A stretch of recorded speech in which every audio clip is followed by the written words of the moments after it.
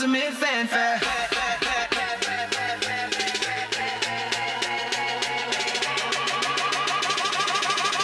It's ultimate fanfare.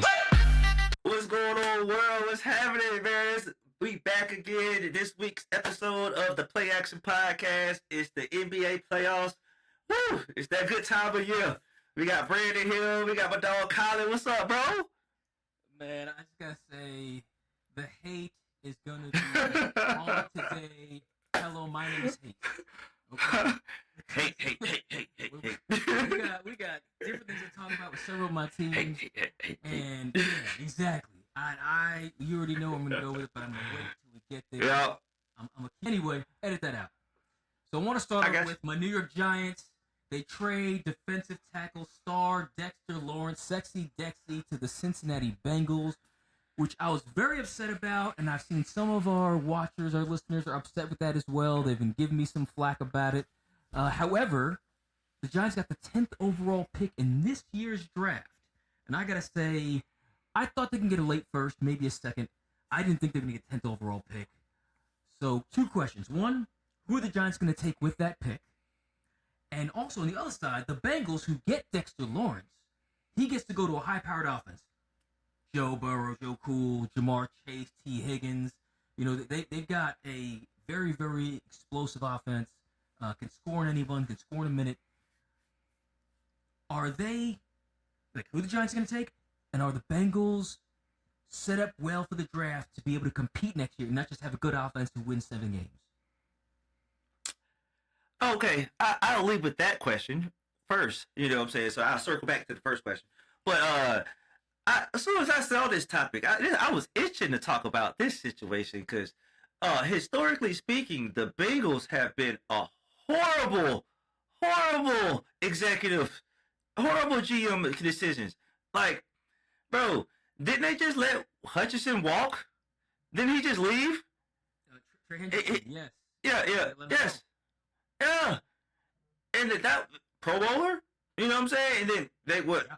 Phenomenal player.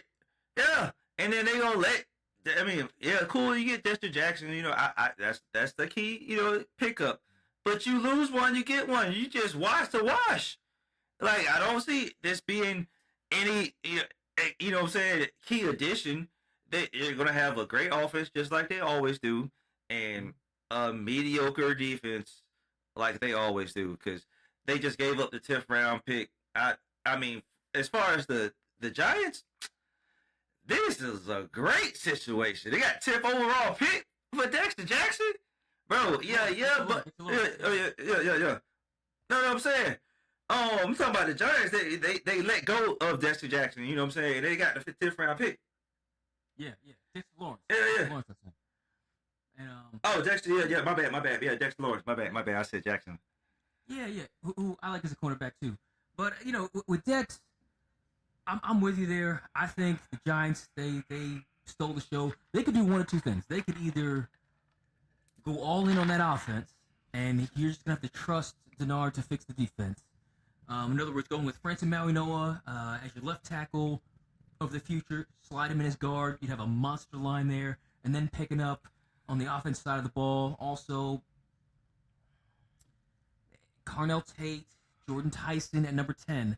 Or you can fix the defense in the draft. And that would be picking up Caleb Downs at number 5, Sonny Styles at number 5, and hoping Caleb Downs falls down to number 10. And you pick up Caleb Downs, or you package up another pick and move up a little further with that 10th, maybe to this number 7, to get Caleb Downs and Sonny Styles. Your defense, I'm not going to say it's done, but it looks pretty nice on paper. Your offense, we expect Jackson Dart to next step forward. Maybe Neighbors coming back. They signed Darnell Mooney, Calvin Austin, Cam Scadaboo's coming back. Tracy's still there. They've got a good squad. Isaiah Likely. I think they might take 2 defensive players. Only because Harbaugh's been trying to work on that offense ever since he got there. So I see that happening. But for the Bengals, my friend, I think Dexter Lawrence is a great addition to the Bengals. A bigger addition than a loss of Trey Hendrickson, only because Trey Hendrickson was one of the best pass rushers in the league. He gets to the quarterback, quick hurries and things like that, but he doesn't play the run. And it's tough for him to play the run, and you're only rushing the passer. Dexter Lawrence is going to rush the passer. He's going to cause a lot of havoc up the middle. He's going to get his sacks. he's going to stuff the run, and he's going to allow the players around him to eat. Unlike when Trey's going to go eat. It didn't really benefit any of the other defensive players because if he didn't get a sack, it was going to be completion. Now you got Dex. He's pushing the quarterback off the mark, pushing him up the middle. I think it allows the rest of the defense to kind of come and contribute, especially if they get a few good dogs out of the draft, not the 10th overall pick, but any of the rest of the draft picks that they have. You keep and shore up that defense with Dexter Lawrence. With that offense, I'm not saying that defense is going to be top 10, but Joe may say, look, just let him score 28. Okay, I'll get you 30. And that may be enough to get the Bengals in the playoffs where they should be with that much talent on the offense side of the ball. Oh, yeah. Before we move on to the next subject, he brought up Harbaugh. Did you hear the recent things from from Flowers recently?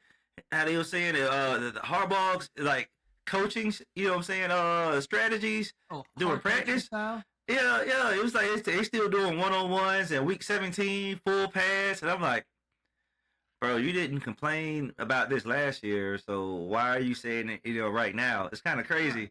But at the same time, Harbaugh, he better not bring that to the Giants, bro. We got to keep players fresh. We're in the NFL. Like, I got a couple cousins that played NFL. I was like, you guys don't hit no more? And it's like, nah, it's just really, we're just walkthroughs. They'll go through the play, but there's no like popping.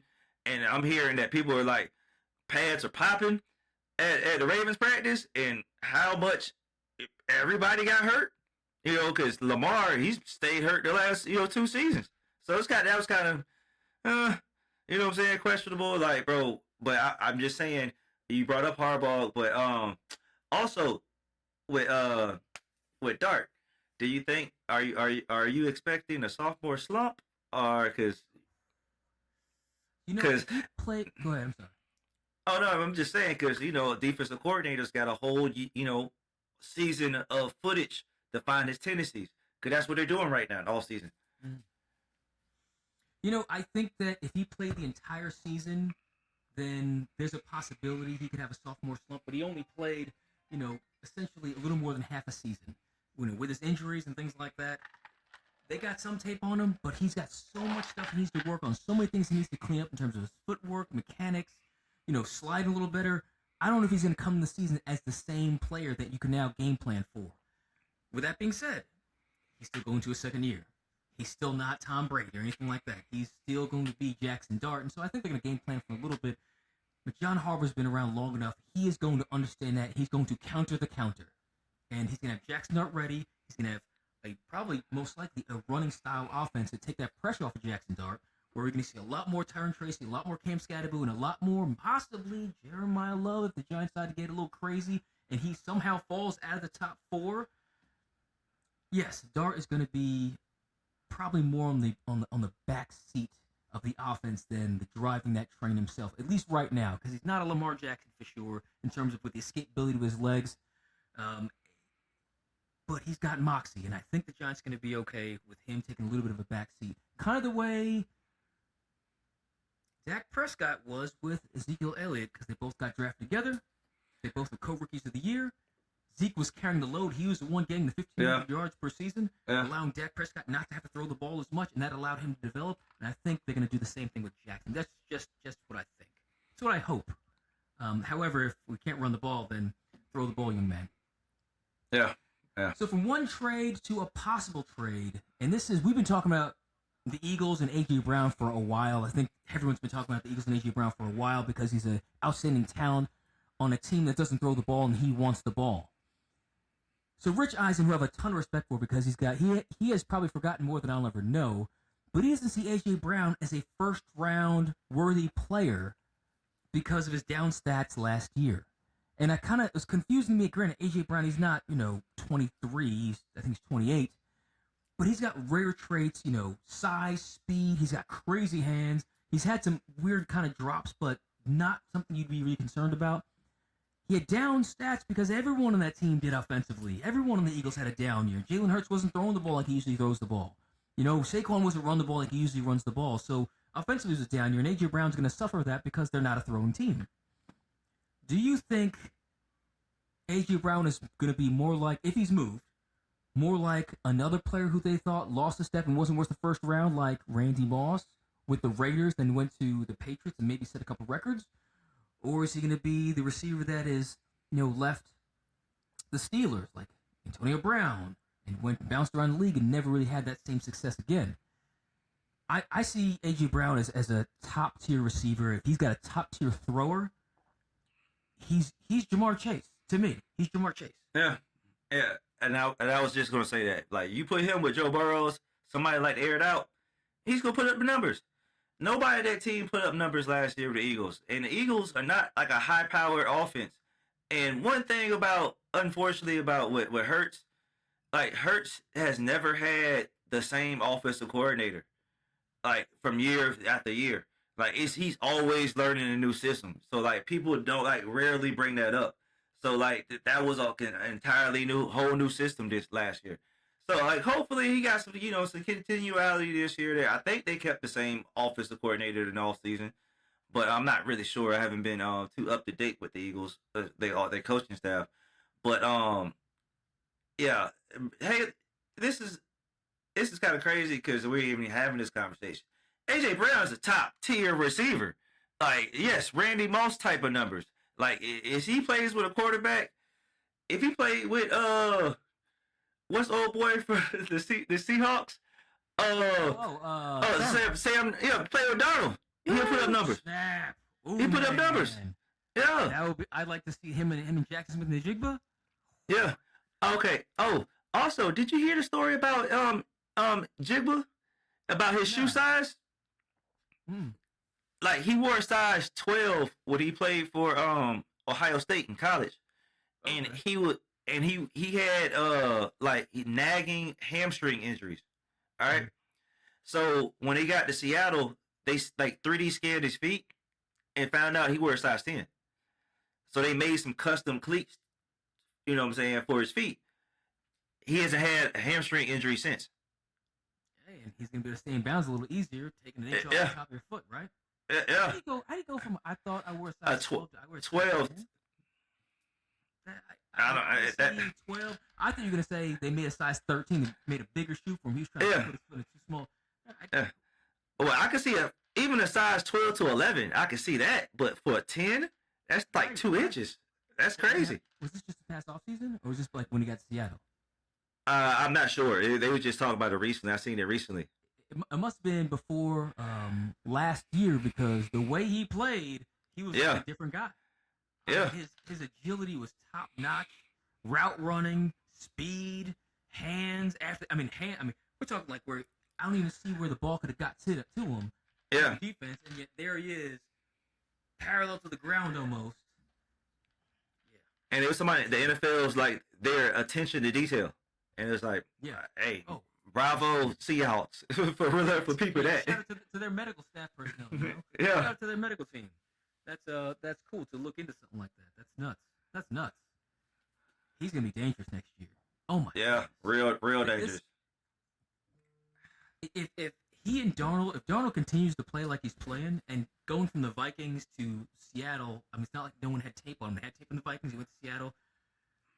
Man, him and JSN could end up putting up some Matt Stafford, Cooper Kupp type numbers.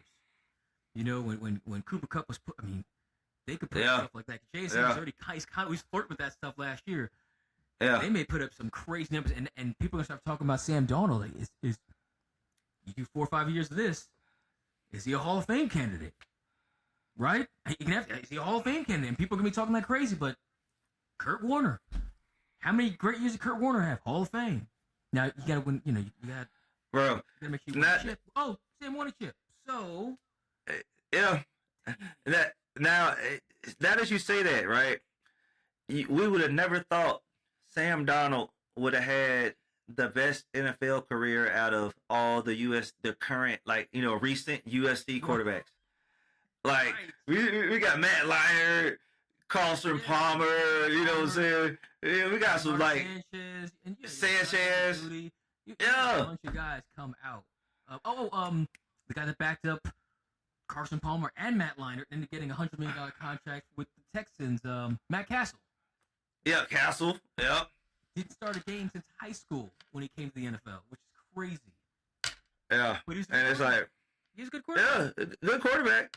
But it's like, bro, who would have thought Sam Darnold would have had the won the chip? But hey, that's great. That's great for him. Kudos to him, bro. That's a great comeback story. That's one of them stories that Disney didn't know right about. He was written off. Teams canceled him out. Yeah, he got GMs fired. Mother effing right he did. Mother effing right he did. Oh, GM's fired, coaches fired. But then when you look at it, it's like maybe they all sucked. Maybe they all sucked because they couldn't get this out of him. And it's not like he learned a whole bunch of stuff along the way. He didn't really learn anything until he got to what I think he credited it was San Francisco when he stopped San Francisco first, and then he went to Minnesota. Yeah. He did a year in San Fran.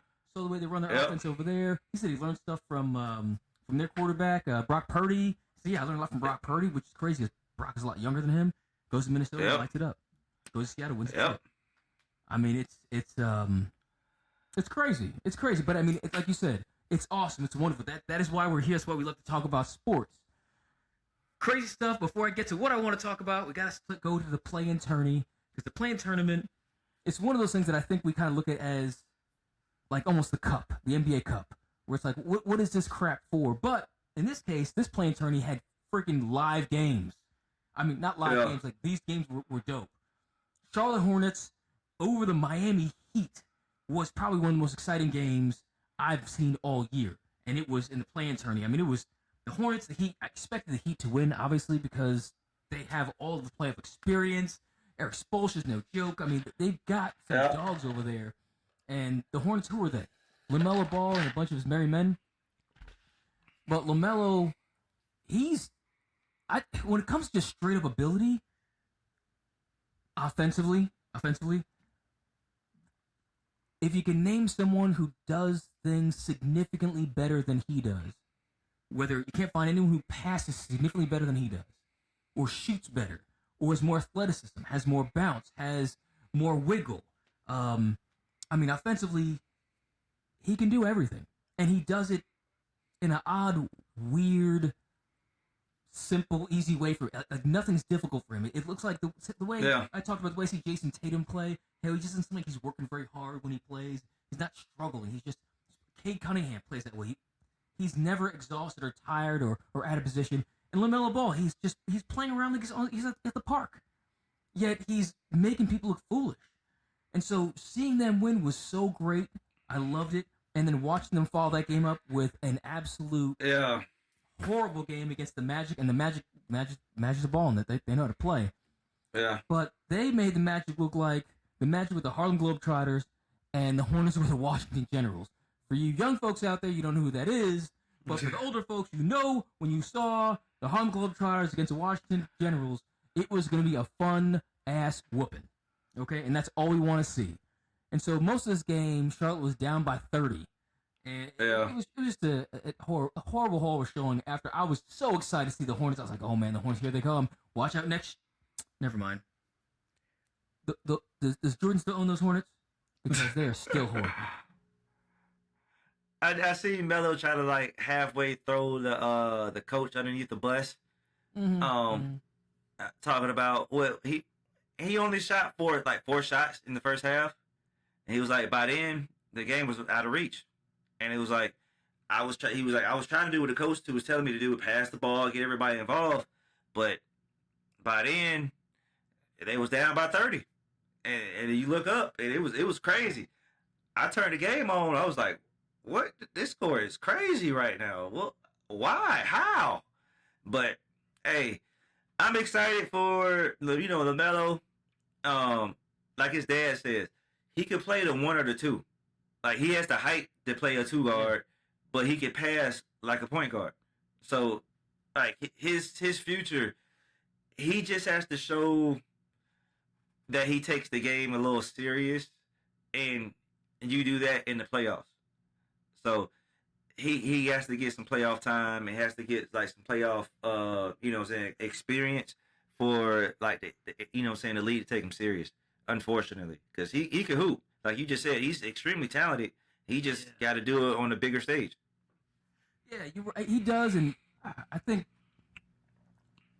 maybe his dad taking him out of high school in the 10th grade to take him overseas was a benefit to him, and he's way more advanced. I think Charlotte is doing a poor job in building a team around him. They're doing a poor job. I mean, they've got players. They have people who can play, but they're not players who can fit within his system. He needs lob guys. He needs he needs a defensive team. He needs kind of what Detroit has for Cade Cunningham. Cade doesn't have a bunch of balls around him. He's got a bunch of athletes. With Jalen Duren and Thompson. They got some guys he can throw the ball up to. I think that's what Melo needs too. And also, a good defensive team is going to toughen him up too, because he's a fiery guy, but I wouldn't necessarily call him a tough guy.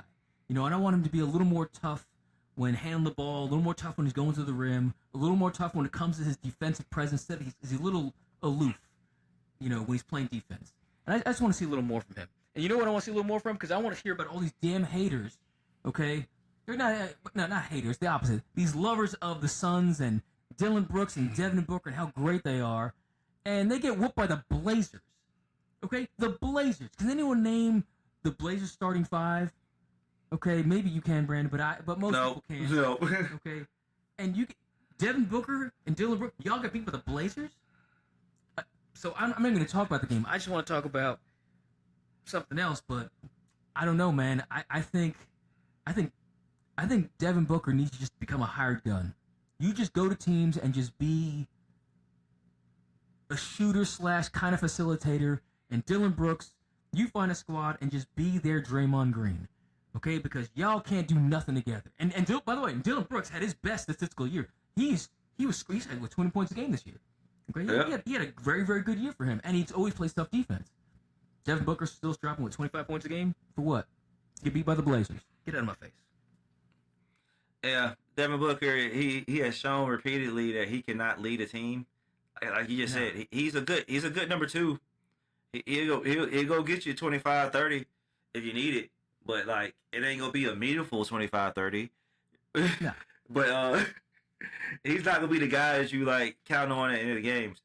And Dylan Brooks, bro, I ain't never been a fan. I think giving him a Draymond Green role is still a little too much, because he's okay, you know what I'm saying? But like Draymond, and I'm not the biggest Draymond Green fan either, but like Draymond is a Hall of Famer, so I don't think Dylan Brooks sniffs the Hall of Fame. Draymond a Hall of Famer without 4 chips? Negative. Okay. I led off with I'm not a Draymond Green fan. I don't think he's an excellent basketball player. I like Dre. I think I would like him on my Knicks squad because the things he does bring to the table is enough for me. We don't need another offensive guy, but someone who can defend. And he locked Kawhi Leonard up. He locked him up, and then a guy who can distribute the ball. That's something that teams never have enough of. Never have enough of distributors. Everyone kind of has your one guy. Like, LeBron always had a problem with that when early in the Lakers. I need another ball handler. Needed the ball handler. So when he passed out, he needs someone who can actually handle the ball and not just stand like a statue. So Dre is that guy. He's that guy. However, like you said, he ain't gonna win you the game on offense. He might lose the game for you on offense. Yeah, he might be a liability on offense. But he might also win you a game on defense. He's never gonna lose you a game on defense. Not with actual defensive plays. Maybe if he tries to kick someone in the nuts, then yes, he'll lose you the game. Exactly.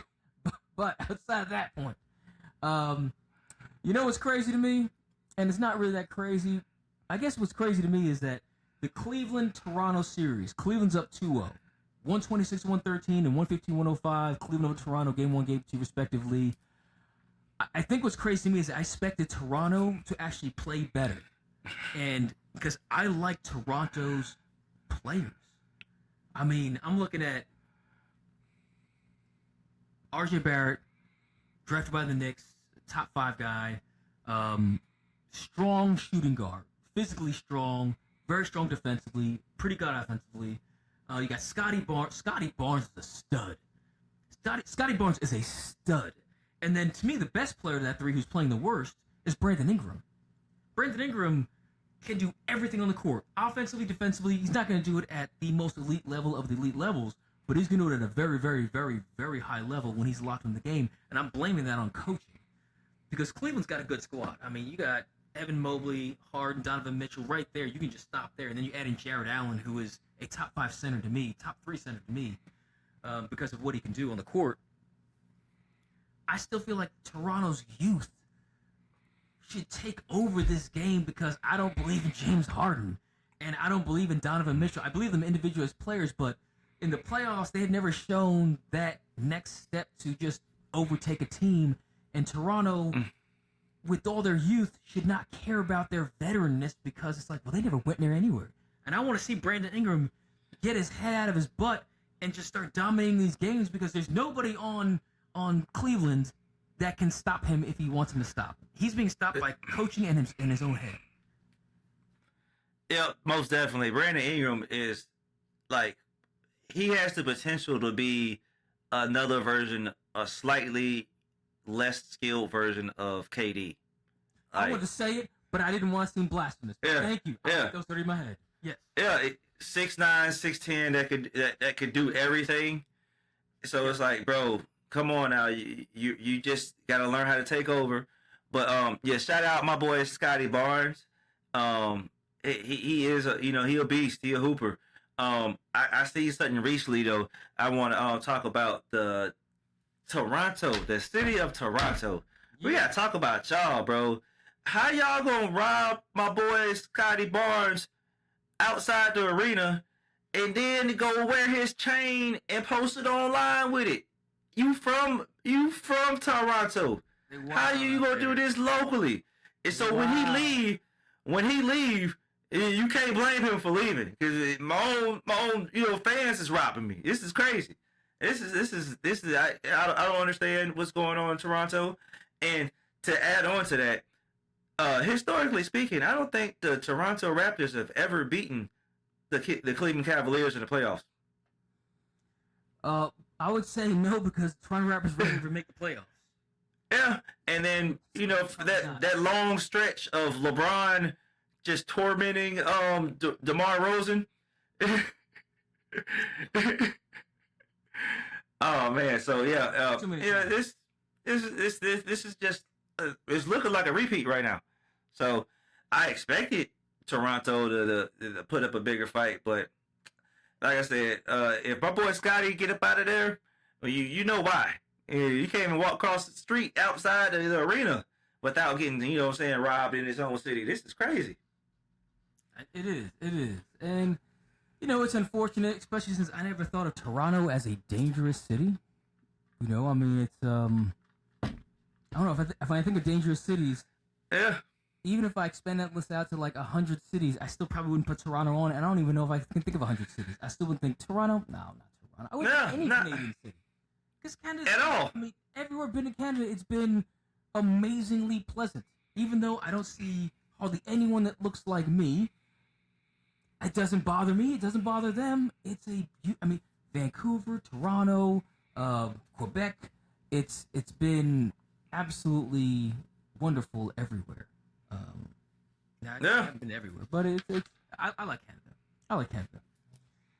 So on to the next series, the Denver Nuggets and the Minnesota Timberwolves. This series could have gone either way. I'm rooting, of course, for Anthony Edwards. I love Anthony Edwards. I like Jokic. Obviously, he's an all-time great. But I want to see Ant get some. Yeah. He's been working so hard, and he's one of the few players you see that have evolved their game. And I love that. Like, it's one of the things that bugged me about Dwight Howard, how you didn't really evolve your game. Yet Anthony Edwards really wasn't much of a shooter. He's a great shooter. He's a great 3-point shooter. I mean, when you shoot 40% of the clip, you're a really good shooter. His defense has taken a huge step up. He lost weight. I mean, he's done all the things that when he came to the league as an arrogant kid, you wouldn't think he was going to do. So game one, Timberwolves came out there, took control of the game. I thought they were going to sit there and take this over easy. down by 15 by the end of the first half, and then it was, pretty much Minnesota trying to come back, but you had Jokic, you got Jamal Murray.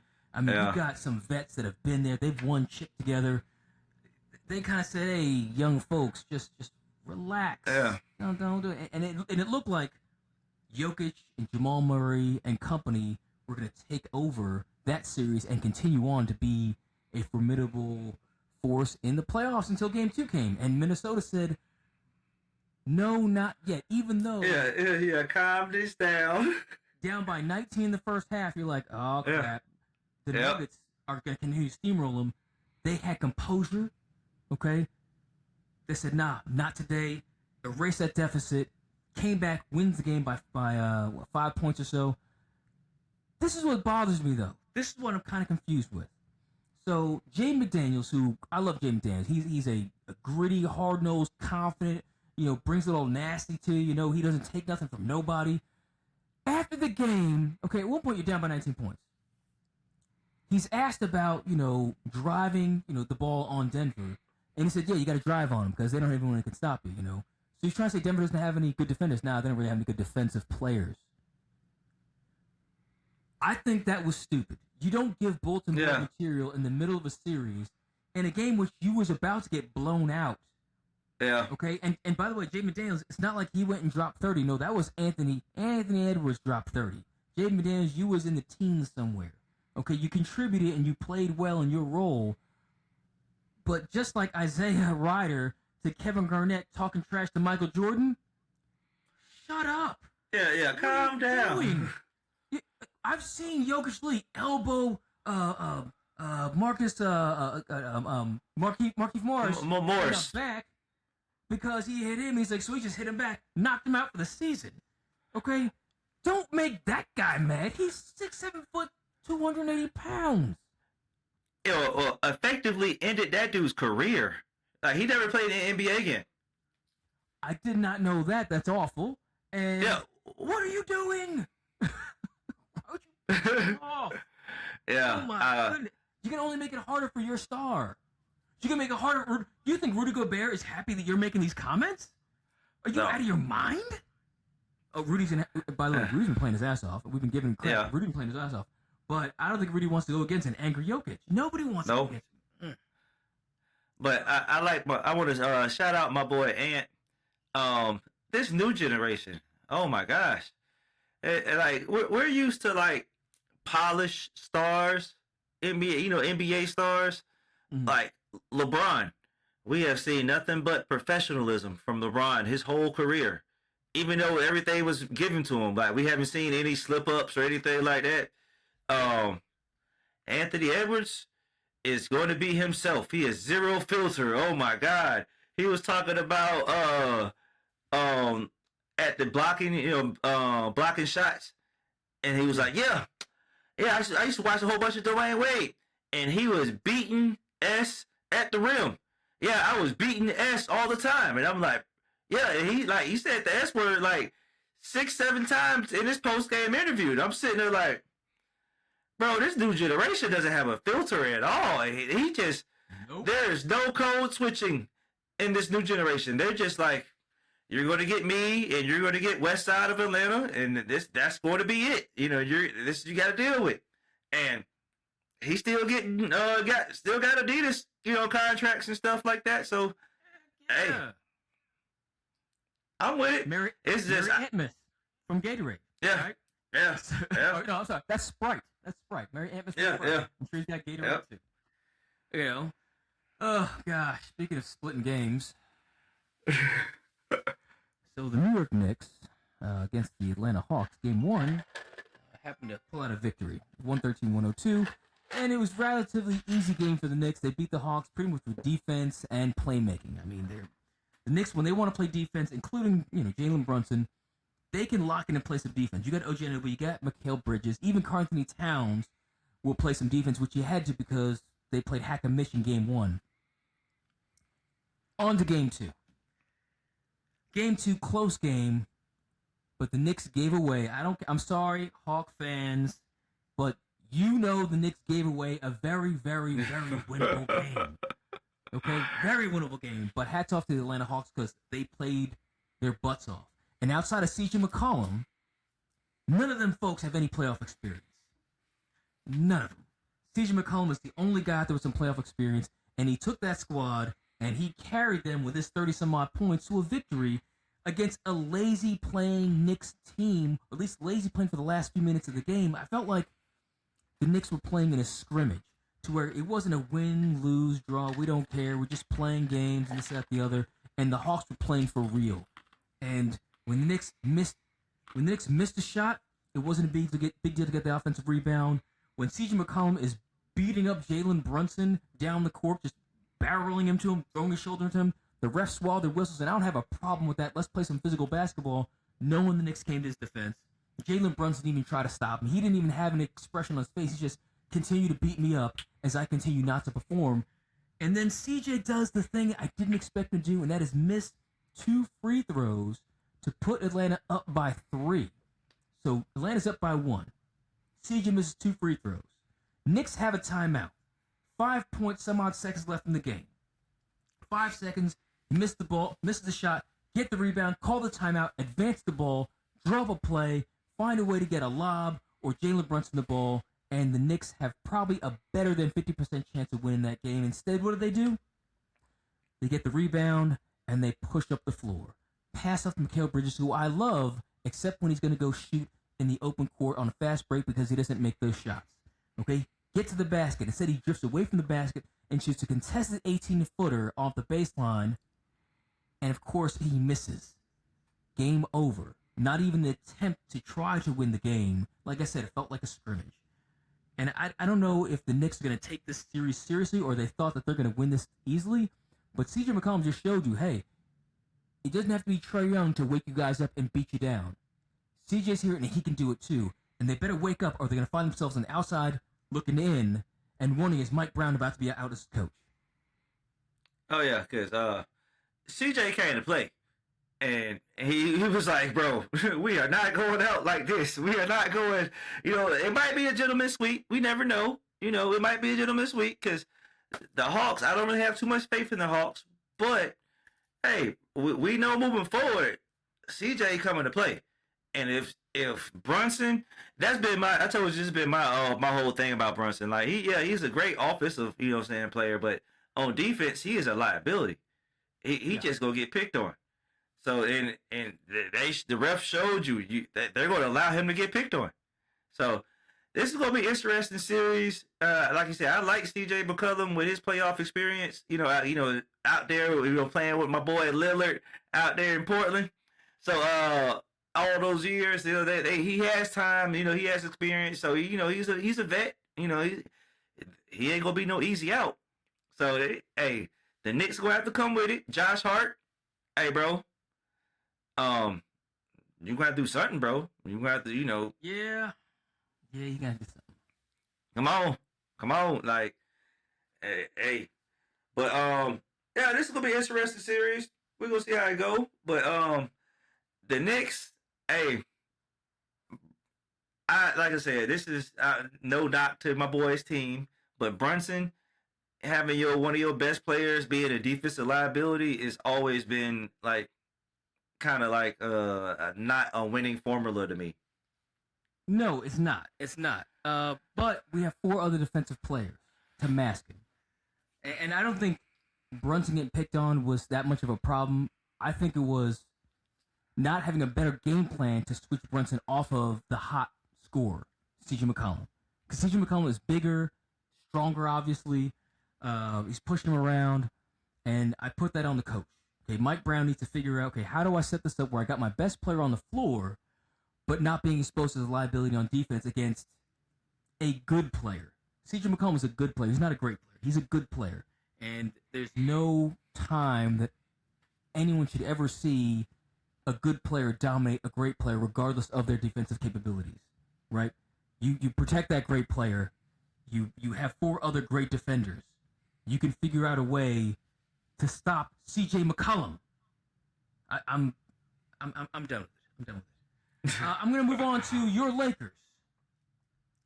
LeBron, the Lakers, beat the Rockets without Luka, but also without KD.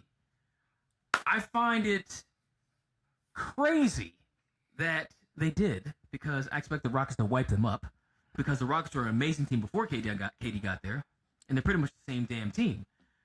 But no, LeBron said not today. He didn't have like a super outstanding game in terms of scoring, but he was plus 11 on the stat sheet, 19 points, 8 rebounds, 13 assists, only 2 turnovers, offset by 2 steals and a block. LeBron carried that team to a victory. I think that the role players that had to step up, in this case Luke Kennard, stepped way up with 27 points. Yep. They're also without Reeves. Reeves. Austin Reeves. You're right there. You're missing 60 points.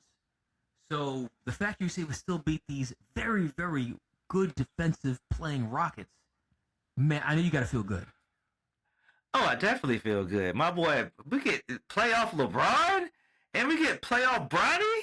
Oh, this is awesome. Like, this is the first time I've ever seen a father-son play a meaningful playoff game together.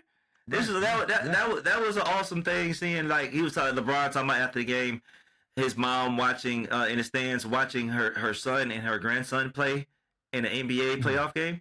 That's pretty crazy. That's cool. But that's crazy. That's crazy.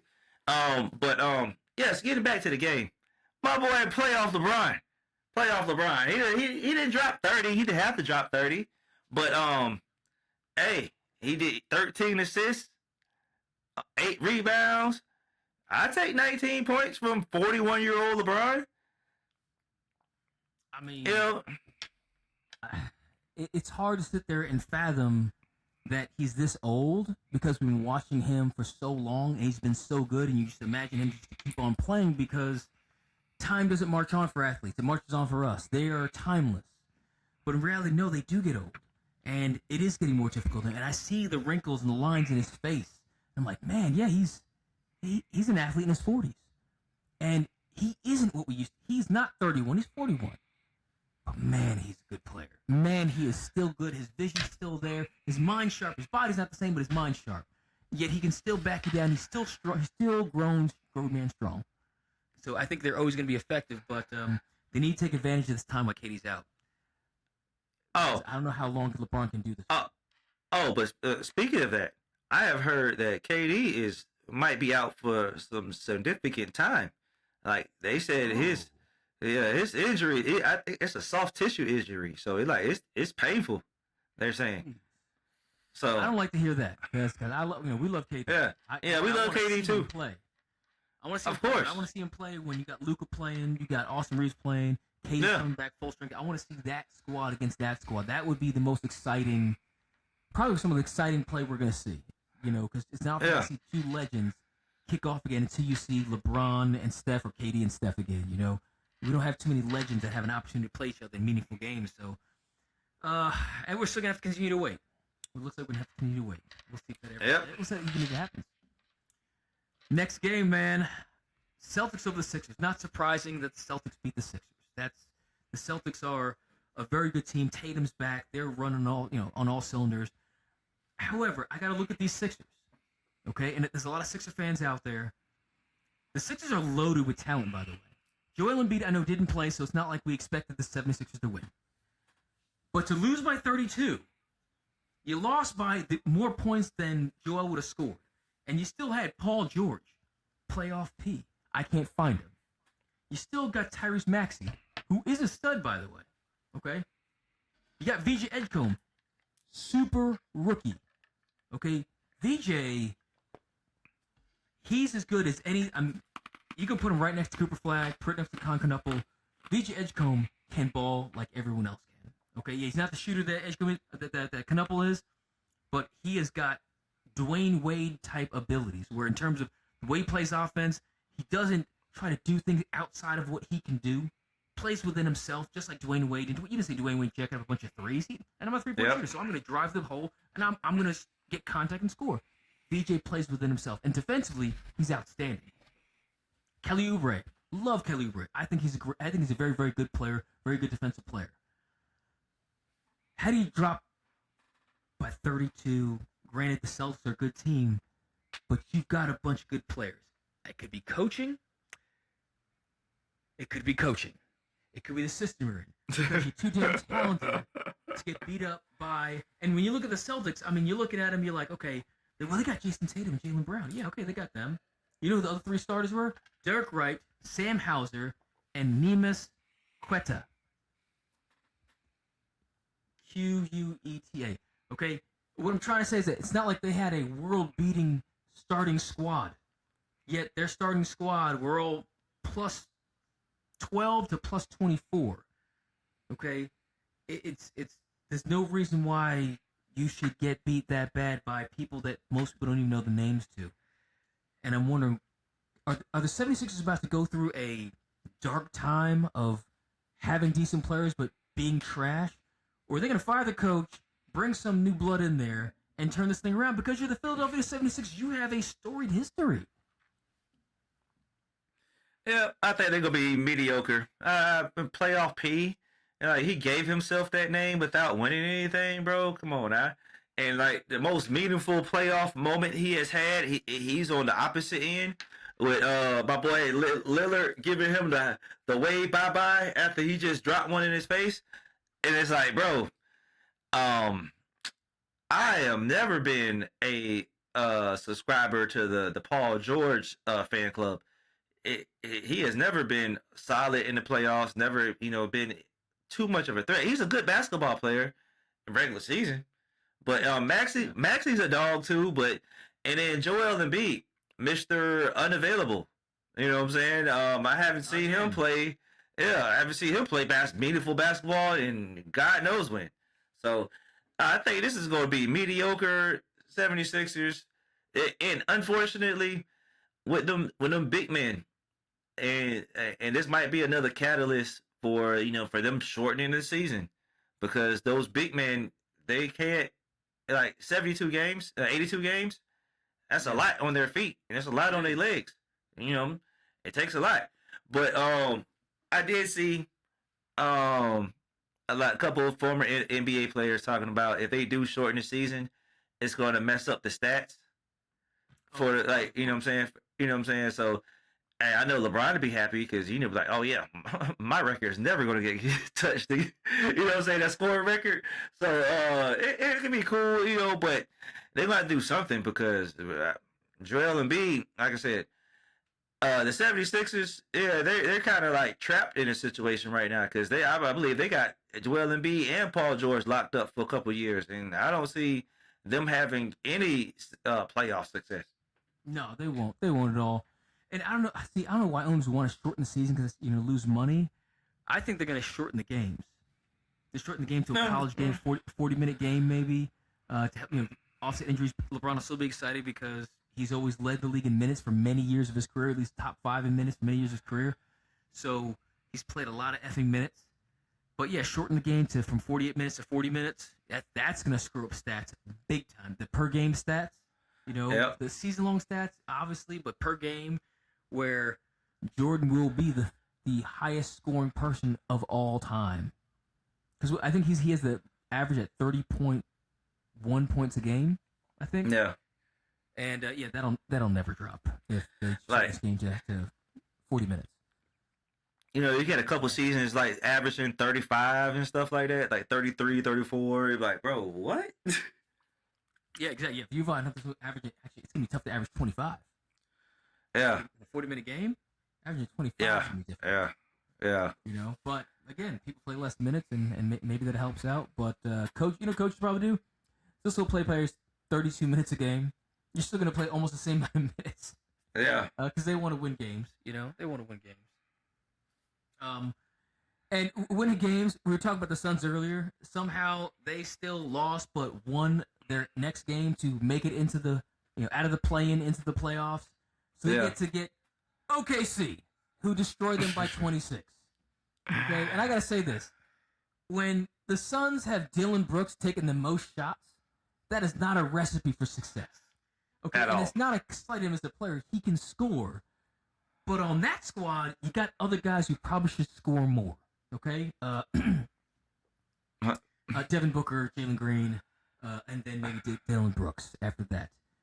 So I not surprised. OKC, they are the defending champs. So we're not even going to talk about them so much. We're going to move straight on to the Magic over the Pistons. Yeah. The Magic, that Orlando Magic, Yeah. over the Detroit Pistons, 112-101. It wasn't like it was 112-111. They beat them by 11 points. The Magic start fast, stay fast, very balanced attack. All 5 starters for the Magic had over 15 points, 4 rebounds, and 4 assists. All the starters had over 15 points, 4 rebounds, 4 assists. To me, that's insane. That you got to guard and defend everyone the same. Okay? Great team basketball. Great team basketball. And Cade Cunningham, 39 at almost 50% shooting. Didn't get much help from anyone else. I mean, he's averaging 50% of the field. The rest of the squad averages 30% or somewhat around the field. What the? I feel like that butt whooping they put on Charlotte, just like they just warmed up there and just kept that momentum and that head, that steam, and came into this game super confident because, bro, the Pistons didn't know what they got into when they came in playing with the Magic. The Magic came to play. Yeah, that was crazy. And they have physical guys. I mean, Pistons, they like to try to play bully ball, but the Magic can play that game too. Because Paolo Banchero, he hasn't had the best season. He's kind of looked like he's been falling off. He looks heavy to me. He looks big and heavy. He looks almost like Aaron Gordon, except without Aaron Gordon's athleticism, right? Yeah. And so, but this game, he had a great game, 23 points, shot the 3 well, 9 rebounds. What's up? He looked like Aaron Gordon, but with Paul Pierce athleticism. Yeah, exactly. I was like, he's gonna, I mean, Aaron Gordon. I do Aaron Gordon things once in a while, Yeah, and he does. Paolo's not that kind of guy, but he was bullying people. I mean, he crafty. He's crafty. Franz Wagner, he always plays hard. He always finds himself in the right place. He's a very, very good big man. And then Desmond Bane, who I always make fun of his short arms. I don't think his arms are as short as I've been looking at. I mean, I think they're just so muscular. Desmond Bane, he has brought a steady hand to them that I didn't think he would have that type of impact. Desmond Bane has had a great impact on the Magic. He's got a great impact on Jalen Suggs, so I think Suggs has got the potential to be a very, very good guard. He's got to get his game under control because he's got the athleticism, he's got the shooting ability, he's got the confidence, he's got the swagger, he's got all those things you want a point guard to have, a scoring point guard to have. I think Desmond Bane's going to help with that, especially with his work he did with John Morant. But the Pistons, they have work to do, man. The Pistons got work to do. The Pistons, they were my favorite to come out of the East, and I'm a Knicks fan. Okay? Yeah. But to me, the Pistons were my favorite to come out of the East, and to get beat up by the Magic like that. And I'm not saying they ain't going to come back, but man, I didn't see that coming. Nah. And that stat line you just gave up, that all 5 starters came up with, that's not a hard stat line to get for each one of those players moving forward. Exactly. So like exactly. So it's like the Orlando Magic feel real confident going into game 2. So hey, the Pistons gonna have to come with it. And like you just said, both of them. The Magic have a problem playing because they're in a small market. We don't see them much on TV, so this is like a lot of time. The first time like a lot of people around the nation has seen watching the Magic, and they're like, "Hold up, these dudes can play bully ball right back with the Pistons." This is kind of like one of those like where rubber, meets the road type of situation. This is gonna be a barn burner, as my boys from WWF would say. Yes, this is gonna be a barn. Like you were saying, the Magic, they can play that bully ball, and they're young, and they don't know, they don't know any better that you're in the playoffs against the favorites. It's like they didn't even look at the seedings. They just say, "Hey, we're the number 1 seed. Let's go play whoever's playing against us." Now, I'll tell you this much: they better not be overconfident. Because the Pistons can play ball, okay? Yeah. They can play with pace. So can the Magic. I think I'm still going to take the Pistons in this series because I just watched them do it too many times. But my eyes are open, Magic. My eyes are open. I'm looking at y'all. Desmond Desmond Bain, I know you got them boys ready, so it's going to be interesting to see that. Speaking of ready, man, holy cow, the Spurs were gifted the Trailblazers as a first playoff opponent, and, the Spurs beat them 111-98. It probably could have been closer to like 120-70 if they wanted to. Wemby drops 35, doing it only the way Victor Wembanyama can do those things. Are they the favorite to you to come out of the West, and are they favorite to win a chip? I mean, I don't know about the favorite to come out of the West. It's going to be a good matchup between them and OKC. The defending champs. I got to put some respect on the defending champs' name. I'm not a big fan of them, but oh my God, my little cousin told me about a move that Wemby made, and then he found the clip on Twitter. Bro, he crossed somebody up at the top of the key at the 3-point line, pretty much. Crossed them up, spinned. By that time, he was at the free throw line. Spinned and dunked from the free throw line. Yeah. This is not really running either. No, just a step. Jump. Just a step. I'm sitting there like, bro, we're entering scary times right now. Where you can't defend that. It's going to be a scary time for this dude. And whatever, I was talking to my little cousin about this too, because Wemby he took a major step this year. But if he can talk to whatever trainer that Giannis used and get a little more weight to him, he ain't got to get Giannis size, jacked, but just a little bit more weight. And keep that athleticism, and with the possibility of a shortened season or shortened minutes, oh yeah, it's gonna get real ugly. Cause he's just now figuring out what he can do. Yeah. It's like one of those Neo type of situations where he doesn't really figure out all his powers yet. I don't think we've seen all his powers yet. No, I think at all. He's discovering, and we're discovering. Yeah. It's getting crazier and crazier because it's the thing that's kind of scary to me is he's just having fun out there. I haven't seen him get pissed off yet. I haven't seen him say, you know what, I'm taking this in my own hands. He's still just allowing the game to come to him. And it's not touching the ball every time down the court.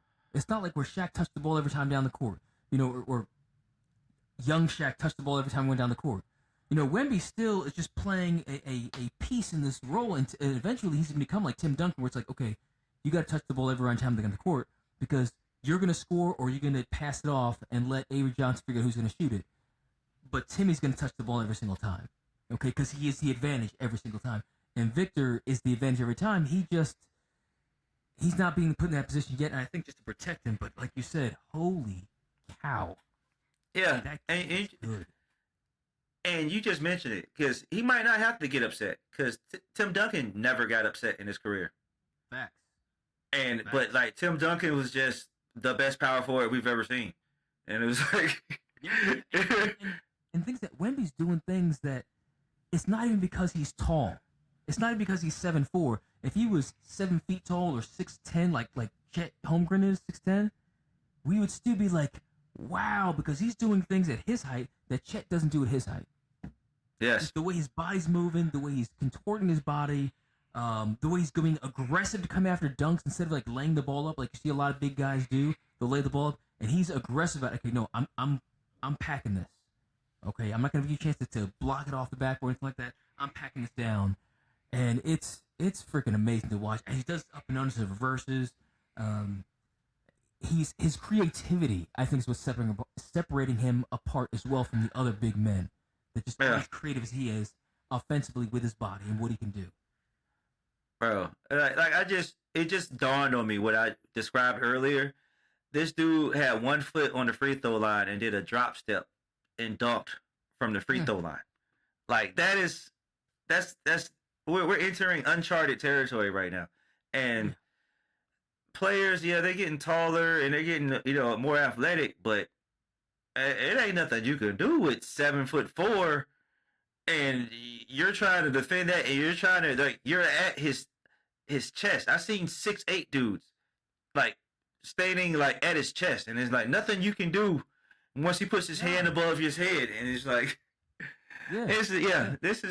I'm happy to see where the NBA is gonna go, because I also, speaking of that, I seen KG talking about he gonna take Wemby on a tour this summer and introduce him to some of his cousins, and get some black girls and get some, some girls to talk to him, some American girls to talk to him, and give him a little American vibe to him, like, see, get some, toughen him up a little bit, give some dog in him, so, because French people a little nice, they're real polite, I respect that. So I respect that, but he need to go to a barbecue and see how we talk to each other. See how the cookout action. See how we hang out, see how we kick it. So I'm intrigued, because once again, we know Wemby has showed us that his summer side quests are elite, and they work. They work and they pay off. So I'm excited to see where things go with Wemby. I think the NBA is in good hands. Yeah, we got No Filter Ant, and we got the alien Wemby, leading the charge for the new school for the NBA. So, it's crazy. But man, I appreciate everybody tuning in this week's episode of the PlayAction Podcast. We'll be right back with y'all. It's playoff time, man. We'll see y'all again next week. We're gonna have a whole bunch of more games to talk about next week. So, man, looking forward to it. So, see y'all again. Appreciate everybody tuning in. We'll holler at you. Peace. Welcome to the show where the game comes alive. Breaking down the plays, we keep the spirit high. From the field to the mic with passion and flair. It's the PlayAction Podcast, your ultimate fanfare.